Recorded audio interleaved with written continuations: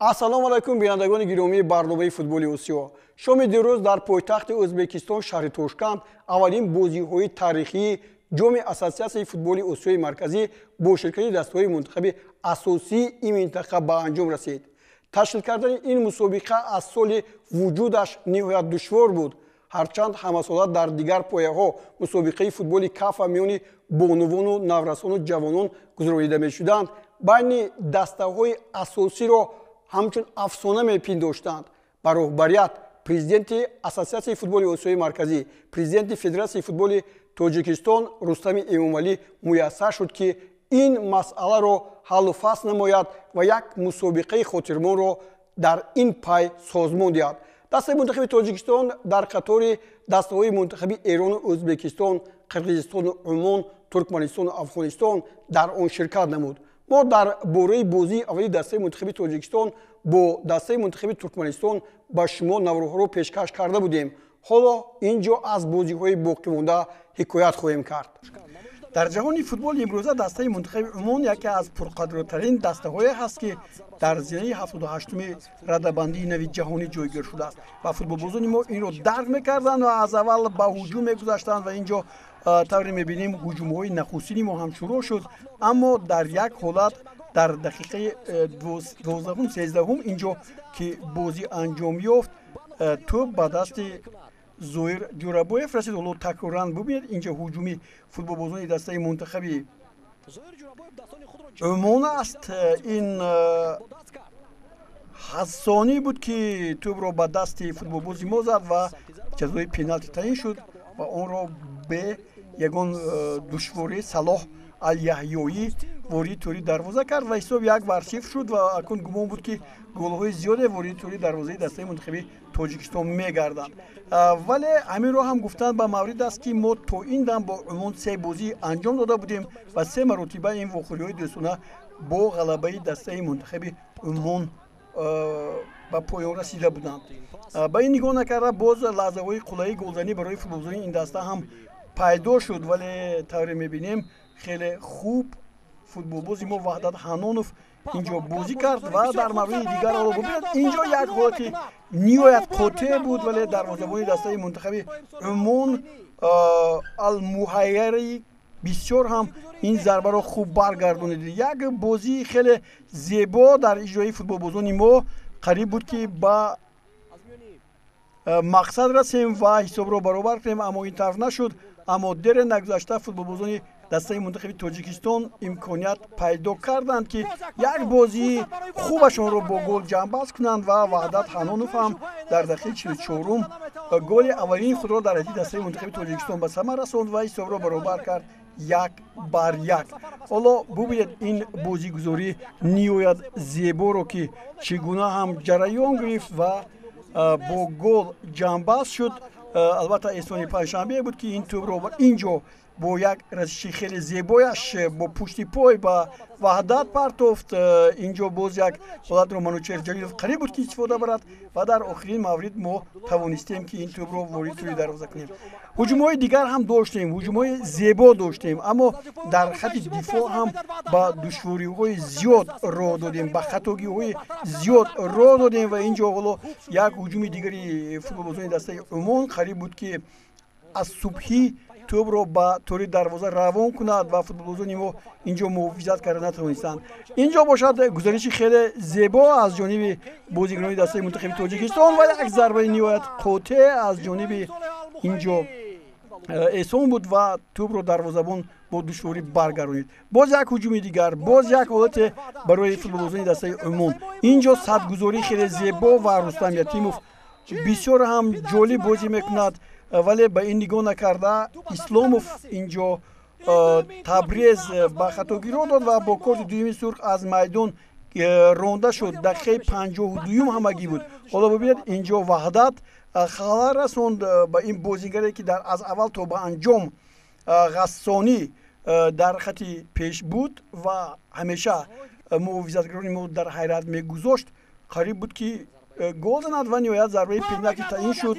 онро қаҳрамонона Рустам Ятимов баргардонид. Агар ин توپ وارد توری دروازه میشد. پس برای ما باز هم دشوار بود ولی نتوانستند بازیکنان دسته منتخب عمان توسط غسانی این توپ رو وارد توری دروازه کنند. باز هجوم‌های دیگر هم بودند. رستم یتیموف دسته ما رو از گل نجات میداد.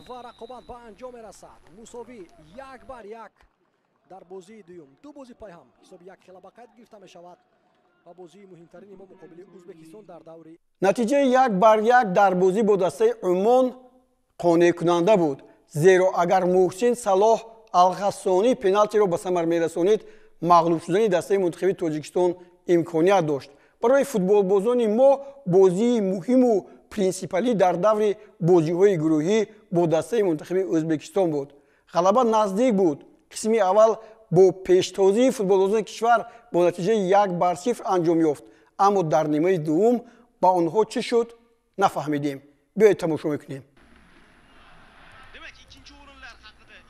فخوری بین دسته‌های منتخب تاجیکستان و ازبکستان همیشه جالب میگذرد و همیشه مخلصانی که اینجا هم ورزشگاه را پر کرده بودند برای دیدن بازی این دو کشور همسایه که فوتبالبازانش در چمپیونات‌های یکدیگر بازی میکنند آمده بودند. فوتبالبازان دسته منتخب تاجیکستان اینجا بسیار هم در آغاز تا به انجام رشته بازی رو به دست خود گرفته بودند. هرچند اینجا حالا ما هجومی فوتبالبازان دسته منتخب ازبکستان رو ببینیم که خب اینجا رستم یتیموف باز قابلانه بسیار هم ماهرانه این حالت رو برطرف میکند، ولی ضربه جریمه‌ای که فوتبالباز ما با اجرا رسونید پرویز عمرباєв نماینده CSKA 1948 بلغاریا با گل انجام یافت. دروازه‌بان اینجا چیکار کرده نتوانست ارگاشف و در نتیجه ما توانستیم که حساب رو باز کنیم و گلی زیبایی هم بود. فوتبالبازان دسته منتخب ازبکستان از این بازی که ما کردیم حیرت زده شدند. قسمی اولی واخوری با پورگی به نفع فوتبالبازان دسته منتخب تاجیکستان بود. پای در پای هجوم‌های دسته منتخب ما بود، ولی ما باوری داشتیم که رستم یتیموف در دروازه اصلا باید یک حالت دیگری که اینجا ضربه زده می شود ولی رستم یتیموف ماهرانه با تنش این توپ رو برمیگرداند. باز یک هجومی دسته منتخب ازبکستان، باز یک امکانیت رو فوتبالبازان این دسته با اجرا نمیرسونند، خوب بازی نمیکنند. اینجا حالا سعیدوف رو دیدیم که در حالت نهایت قلعه گلزنی حالت رو برباد داد و اینجا باز یک حالت دیگر، باز یک ضربه دیگر و باز خطا میکنند بازیکنان دسته منتخب ازبکستان. طبعا گفتم قسم اولی واخوری با بازی زیبای دسته منتخب تاجیکستان انجام یافت و ما حتی حیرت زده هم شدیم که چگونه فوتبالبازان دسته منتخب تاجیکستان اینقدر بازی میکنند. اما در قسم دوم بعدی به میدان آمده الدار شامرادوف فوتبالبازان ما تماما بازی رو از دست دادن، ربط بازی رو گم کردند و همینطور هم فوتبالبازان این دسته توسط گل جسور یخشیبایف دقیقه 53 حساب رو برابر کردن. حالا ببینید 6 نفر 8 نفر بازیکنان دسته منتخب تاجیکستان در اینجا هستند و عدد هم نتوانست به این توپ رسد که به سوی او پرواز میکرد. حالا یک بازی دیگر و اینجا باز وحدت حنانوف پنالتی برای به دروازه ما از دست او تعیین می شود و این نوبت الدار شامرادوف توپ را وارد توری دروازه میکند. هرچند نسبتاً به بازی‌های اساسی دسته منتخب ازبکستان با هیئت نوش جوانش در اومده بود در این بازی. حالا ببینید اینجا برعلا است که وحدت حنانوف توپ را با دستش بازی کرد و الدار شامرادوف هم در مقابل رستم یتیموف بسیار ضربه عالی زد و حساب را 2-1 کرد. گمان بود که فوتبالبازان تاجیکستان بعد این گل با خود میآیند. حالا یک حالت نهایت زیبا منوچهر جلیلوف اینجا ضربه میزند و توپ به دست محافظتگر برمیخورد. احسان باشد چیکار میکند احسان؟ بله این عملی که احسان نسبت داوری ایرانی کرد به او معقول نافتاد و کارت زرد رو به او نشان داد. بله مسابقه‌های بین‌المللی همین گونه هستند که یگان روبینیه برای بازیگری بهتر بودن. عمرباєв اینجا توپ رو خیلی زیبا گرفته است و خیلی پس زیبا هم به منوچهر داد. منوچهر با یک بازداشت توپ دو نفر رو از خود جدا کرد و ضربه خوب هم زد، اما دستی فوتبالباز دسته منتخب ازبکستان به تنش چسبیده بود که این از روی قاعده‌های نو امکانیت میدهد. و باز یک هجوم دیگر و این گل رو ببینید манучер Сафаров чӣ гуна имкон дод барои бозигари дастаи мунтахаби Ӯзбекистон ки инҷо ҳамин ҳолате ки ҳазл бинед манучер дар ҷояш истод ба пеш нарафт ва дар мавриди дигар Ҷурабоев ҳам ба ин тӯбро имкон дод ки гузашта равад ҳоло ки метавонист ин тӯбро баргардад.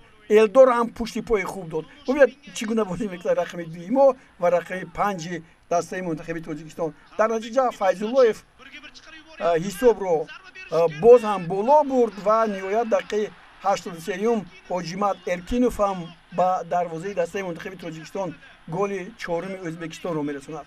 Хатти дифои дастаи мунтахаби Тоҷикистон ба пуррагӣ пароканда шуда буд. Инҷо ҳолати нобозӣ набуд ки даъвое ҳам бошад ва даъвое ҳам чӣ бояд кард ки бояд дастаро пурқувват кард, дастаро ба бозиҳои ҷоми Осиё тайёр кард, мисли он не ки масалан боз як хатои Ҷурабоев, боз як имконияти голзанӣ ва боз як голи дигар ва ҳоло бубинед ин голи дигарро ки боз аз пеналти зада мешавад. Ин навбат бори дигар ваҳдат на ин манучер Сафаров буд. Манучер Сафаров ҳам бидои дониста пойро нодуруст мегузорад ва дар натиҷа футболбозони дастаи мунтахаби Ӯзбекистон ба задани зарбаи пеналти даст меёбанд. Остон Урунов дар дақиқаи 6 вақти илова шуда тӯби панҷумро ба дарвозаи мо зад.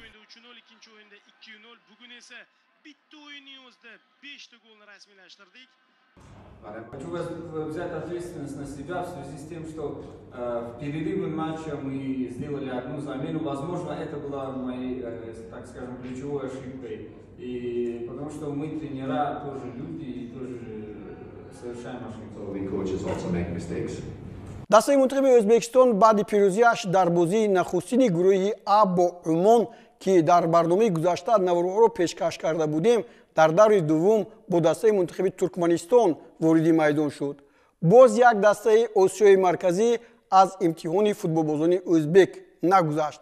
Ин ғалаба дастаи мунтахаби Ӯзбекистонро дар садри гурӯҳи А ҷойгир кард, вале дастаи мунтахаби Туркманистон дар бозии гурӯҳӣ аз Умон ҳам шикаст хӯрд.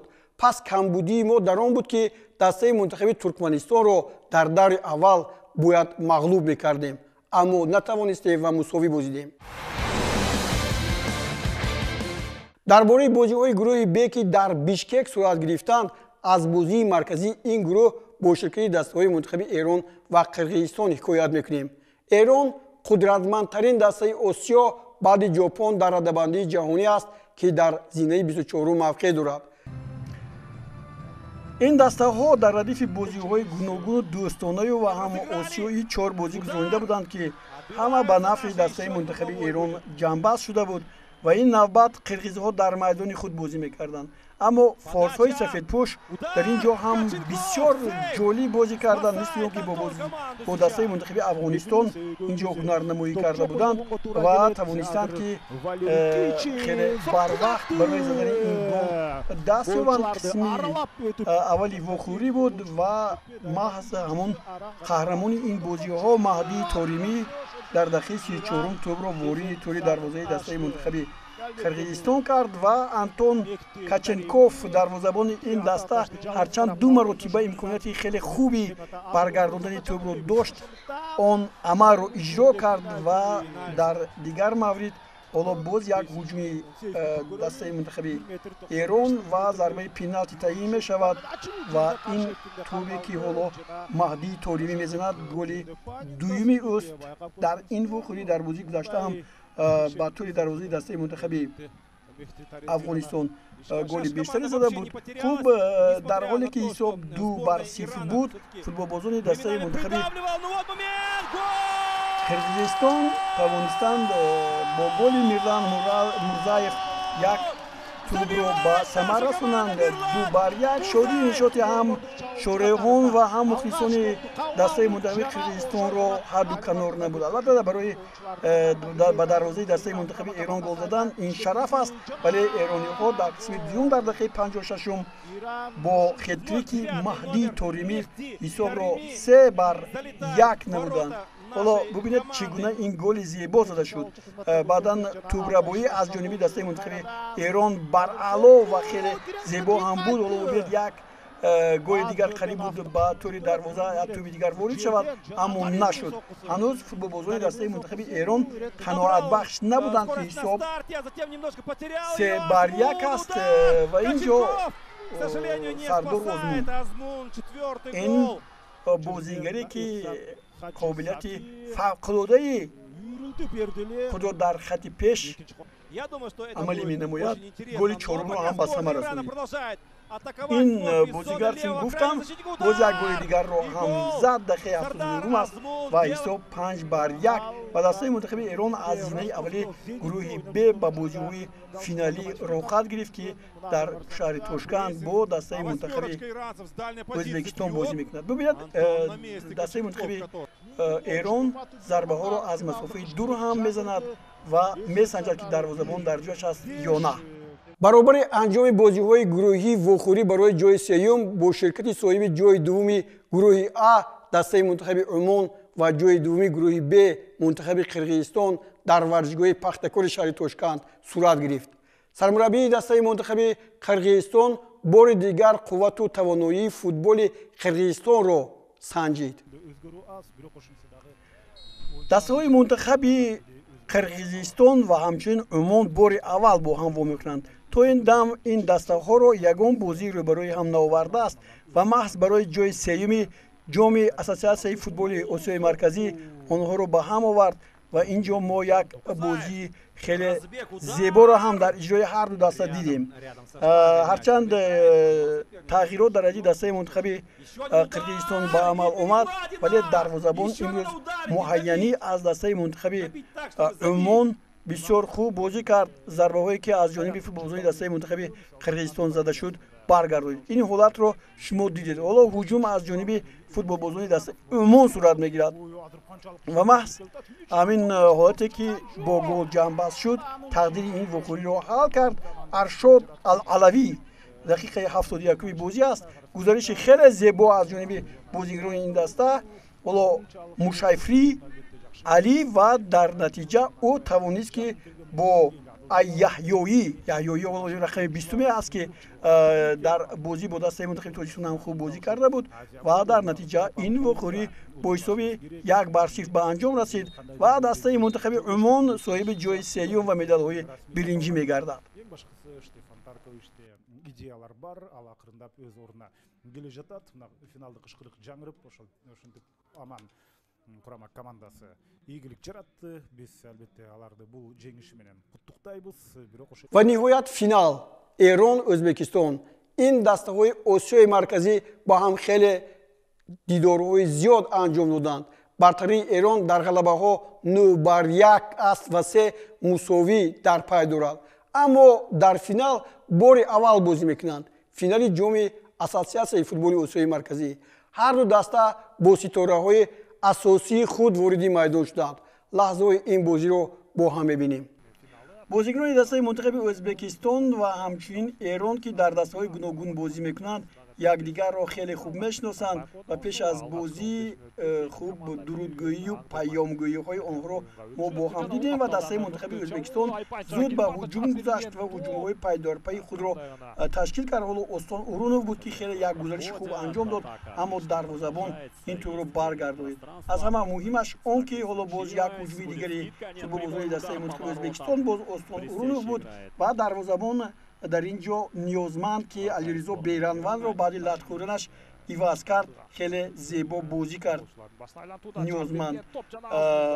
نیازمند این دروازه‌بان دسته منتخب ایران هست که به جای علیرضا بیرانوند به میدان آمد. پیام نیازمند از دسته سپاهان و خوب بازی هم کرد.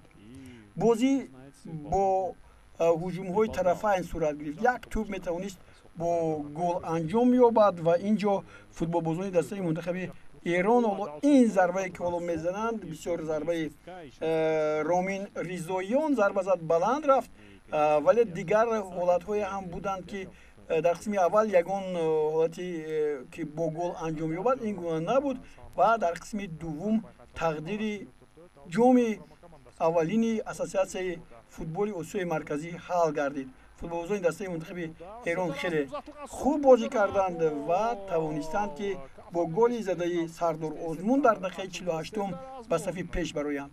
ҳоло ин голи Сардор Озмун аст. ин мухлисони дастаи мунтахаби Эрон ки дар шаҳри Тошканд омаданд ё ки ҳузур доранд ё зиндагӣ мекунанду барои дастгирии футболбозонашон омаданд, бо як меҳри бузург бо кафкӯбиҳо футболбозонро дастгирӣ карданд. чунин дастае доштан мисли дастаи мунтахаби Эрону футболбозони болобаланду малакаи хуби техникӣ дар ҳақиқат ба дили кас як шодӣ, як фараҳ меангезад, зеро эрониҳо дар чемпионатҳои охири ҷаҳон ҳамеша ширкат меварзанд. ҳоло инҷо бубинед гузариши зебо ва ҳамчунин техникаи баланди Сардор Озмунро ки бар дарвозабони дастаи мунтахаби Ӯзбекистон Юсупов ягон имконияте намонд ки ин тӯбро бубинад ва муҳофизатгирон пеши роҳашро гирифта буданд. ин боз ҳамон Торимӣ аст инҷо ки ҳам муаллифии голро ба уҳдаи худ гирифт. Торимӣ аз беҳтарин бозингарон ҳаст ва инҷо боз ҳуҷумҳои футболбозони дастаи мунтахаби Эрон пай дар пай буданд. хуб бархӯрдҳо хеле зиёд буданд ки мо инҷо ба шумо гуфтем. Саид Иззатуллоҳӣ аз оғоз бо сари баста, бо сари хуншор ба пеш мерафт ва ҳоло як имконияти олӣ ҳаст ва бори дигар паём дар ҷояш аст. Ниёзманд ва ин тӯбро дошта мегирад. футболбозони дастаи мунтахаби Ӯзбекистон бозигарони ҷавонро ҳам ба айти даста оварданд, вале нашуд на Ҷалолиддин Машарипов, на Элдор Шомуродов, на Отабек Шукуров, на Осон Уруф ба ин даста кӯмак карда натавонистанд. дар натиҷа ҳисоби 1-0 дастаи мунтахаби Эронро ба гирифтани нахустин ҷоми Ассотсиатсияи футболи Осиёи Марказиро дар ҷой гузошт ва футболбозони Эрон ба ин ҷоиза арзанда ҳам буданд. хуб омадан ё наомадани ҳайати асосӣ ин дастаро мо дар ҳақиқат интизор будем ва онҳо омаданду бозии зебое нишон доданд. Что здесь было? Это финальный свисток был такой? Да, финальный свисток в исполнении Левникова. И поздравляем сборную Ирана и болельщиков этой команды. Их команда становится обладателем. Дар расми ҷанбасти мусобиқа дар шаҳри Тошканд президенти Ассотсиатсияи футболи Осиёи Марказӣ, президенти Федератсияи футболи Тоҷикистон Рустами Эмомалӣ ширкат карда ғолибонро бо медаду ҷом сарфароз гардонид. ӯ қадами устуворе ки аз душвортаринҳо дар ба ҳам овардани дастҳои мунтахаби асосии кишварҳои Осиёи Марказӣ буд, дар амал татбиқ кард ва таърихи наве сохт. ин мусобиқа дар оянда идома меёбад ё не, аммо манфиаташ барои ҳама дастаҳо кам набуд, зеро дар пеш бозиҳои ҷоми Осиё аст ки дар он 5 даста аз Осиёи Марказӣ иштирок мекунанд.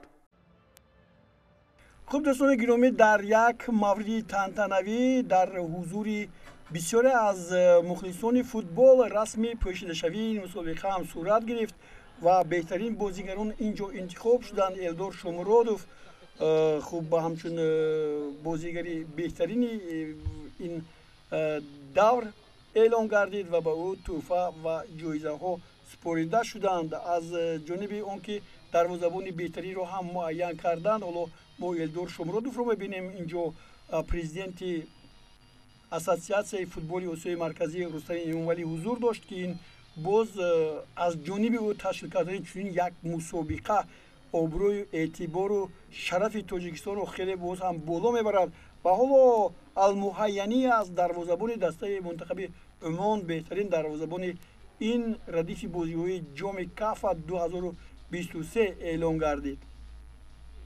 сипас дар ин бозиҳо ҳамчунин Сардор Озмун ҳам ба ҳайси беҳтарин ҳамлагар муайян шуд.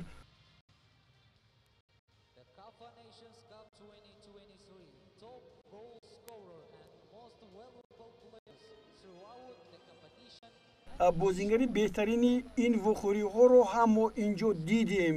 ин Торимӣ аст ки ба пеш меояд ва голи аз ҳама зиёд ҳам зад. 2 ҷоиза ба як бозингар. ин гуфтем ҳамон бозингаре ҳаст ки дар радифи ин вухӯриҳо аз ҳама бештар гол зад و طارمی رو ما با این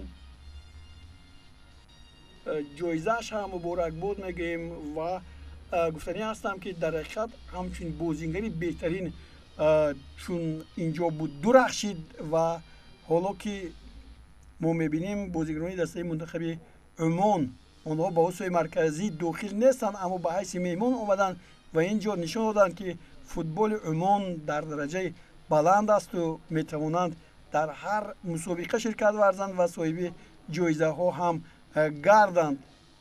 نوبت اکنون با دسته منتخب ازبکستان میرسد. ازبکستانی ها هم اینجا ببینید دسته منتخب ازبکستان را فوتبال بازان ایران چگونه برای گرفتن مدال ها میفرستند. بله در آسیای مرکزی بودن چنین دسته های پرقوت مثل ایران و ازبکستان شرف آسیای مرکزی است، شرف ازبکستان است، شرف ایران است، شرف همه اون دولت هایی که در آسیای مرکزی زندگی میکنند. نوبت گرفتن مدال های طلا هم فرا میرسد و پرزیدنت اساسیاسیون آسیای مرکزی رستم امیرولی با فورس ها با فوتبال بازان دسته منتخب جمهوری اسلامی ایران مدال ها را تقدیم میکند. در حقیقت یک ایده حقیقی فوتبال در آسیای مرکزی ادامه داشت.